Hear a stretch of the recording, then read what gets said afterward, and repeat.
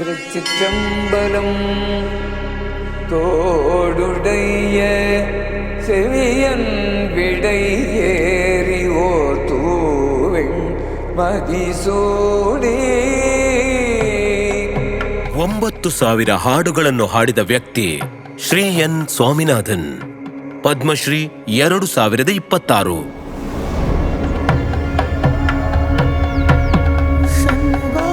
ಚೆನ್ನೈನಿಂದ 80 kilometre ದೂರದಲ್ಲಿರುವ ತಿರುತ್ತಣಿಯಲ್ಲಿ ಒಂದು ಪವಿತ್ರ ಮುರುಗನ್ ದೇವಸ್ಥಾನವಿದೆ. 26 ವರ್ಷಗಳಿಂದ ಭಕ್ತರಿಗೆ ಶ್ರೀ ಸ್ವಾಮಿನಾಥನ್ ಅವರ ಸುಮಧುರ ಭಕ್ತಿಗೀತೆಗಳನ್ನು ಆಲಿಸಲಾಗುತ್ತಿದೆ. ಅವರ ಮನಸ್ಸು ಆಧ್ಯಾತ್ಮಿಕ ಭಕ್ತಿಯಿಂದ ತುಂಬಿವೆ. ಆದರೆ ಅವರ ಪ್ರಯಾಣ ಹೇಗೆ ಪ್ರಾರಂಭವಾಯಿತು? ಕೃಷಿಕ ಕುಟುಂಬದಲ್ಲಿ ಜನಿಸಿದ ಅವರು 14 ವರ್ಷದವರಿದ್ದಾಗ ಜೀವನವನ್ನು ಬದಲಾಯಿಸುವ ಕ್ಷಣ ಬಂದಿತು. ನನ್ನ ತಂದೆ ನನ್ನನ್ನು ನಮ್ಮ ಸಣ್ಣ ಹಳ್ಳಿಯಿಂದ ಹತ್ತಿರದ ಪಟ್ಟಣವಾದ ತಿರುಕರುಕಾವೂರಿಗೆ ಕರೆದೊಯ್ದರು. ಅಲ್ಲಿ ಮಧುರೈ ಸೋಮು ಅವರ ಸಂಗೀತ ಕಚೇರಿ ನಡೆಯುತ್ತಿತ್ತು. ಸಂಗೀತ ಕಚೇರಿಯ ನಂತರ ನನ್ನ ತಂದೆ ಆಶೀರ್ವಾದ ಪಡೆಯಲು ನನ್ನನ್ನು ಅವರ ಬಳಿ ಕರೆದುಕೊಂಡು ಹೋದರು. ಅವರು ಹಾಡಲು ಹೇಳಿದರು. சிந்தனை செய் மனமே செய்தால் தீவினை அகன்றிடுமே.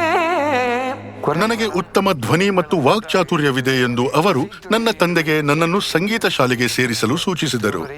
ಅಲ್ಲಿಂದ ನಾನು ತಿರುಮುರೈ ಕಲಿಯಲು ಪ್ರಾರಂಭಿಸಿದೆ.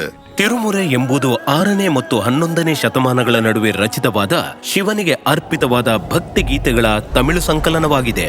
ಅವುಗಳಲ್ಲಿ ತೇವಾರಂ ಹಾಡುಗಳು ಪ್ರಮುಖವಾದವು. ಯುವ ಸ್ವಾಮಿನಾಥನ್ ಅವರನ್ನು 8 ವರ್ಷಗಳ ಕಾಲ ತಿರುಕಡವೂರ್ ಮತ್ತು ಧರ್ಮಪುರಂ ಅಧೀನಂನಲ್ಲಿರುವ ತೇವಾರಂ ಪಾಠಶಾಲೆಗೆ ಕಳುಹಿಸಲಾಯಿತು ಮತ್ತು ಅವರು ಸಂಪೂರ್ಣ ಭಕ್ತಿ ಮತ್ತು ಕಠಿಣ ಅಭ್ಯಾಸದಿಂದ ತೇವಾರಂ ಸ್ತೋತ್ರಗಳನ್ನು ಕಲಿತರು. ಇದು ಅವರಿಗೆ ಓದುವಾರ್ ಎಂಬ ಬಿರುದನ್ನು ತಂದುಕೊಟ್ಟಿತ್ತು, ಅಂದ್ರೆ ಪವಿತ್ರ ದೇವಾಲಯ ಮಂತ್ರಕಾರ.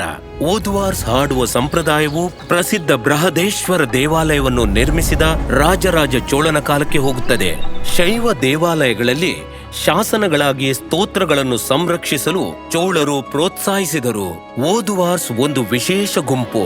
ತಿರುಮುರೈ ನಿರ್ದಿಷ್ಟವಾಗಿ ತೇವಾರಂ ಸ್ತೋತ್ರಗಳು ಕರ್ನಾಟಕ ಸಂಗೀತ ರಾಗಗಳ ನಿರ್ದಿಷ್ಟ ಸೆಟ್ಗಳಿಗೆ ಸಮಾನವಾದ ಪನ್ ಎಂದು ಕರೆಯಲ್ಪಡುವ ತಮಿಳು ಸಂಗೀತ ಪ್ರಕಾರಗಳಿಗೆ ಹೊಂದಿಸಲಾಗಿದೆ. ಓದುವಾರ್ ಸ್ವಾಮಿನಾಥನ್ ತಮಿಳು ಶೈವ ಮಠಗಳು ಮತ್ತು ಇತರ ಓದುವಾರ್ಗಳ ಭಕ್ತ ಸಮೂಹದೊಂದಿಗೆ ಧರ್ಮಪುರಂ ಮತ್ತು ಚಿದಂಬರಂನಲ್ಲಿ ವಿದ್ಯಾರ್ಥಿಗಳ ಗುಂಪುಗಳಿಗೆ ತರಬೇತಿ ನೀಡುವ ಮೂಲಕ ಈ ಸಂಪ್ರದಾಯವನ್ನು ಮುಂದುವರಿಸುತ್ತಾ ಕೆಲಸ ಮಾಡುತ್ತಿದ್ದಾರೆ.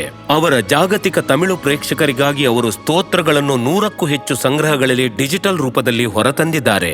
ನಮ್ಮ ವೃತಕ್ಕೆ ಆಶೀರ್ವಾದವಾಗಿ ನಮಗೆ ತಿರುಮುರೈ ಸಿಕ್ಕಿತು.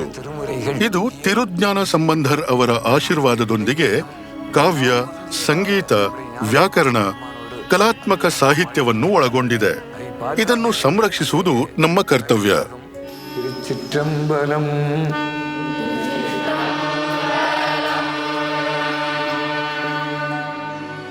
ಶ್ರೀ ಎನ್ ಸ್ವಾಮಿನಾಥನ್, ಪದ್ಮಶ್ರೀ 2026.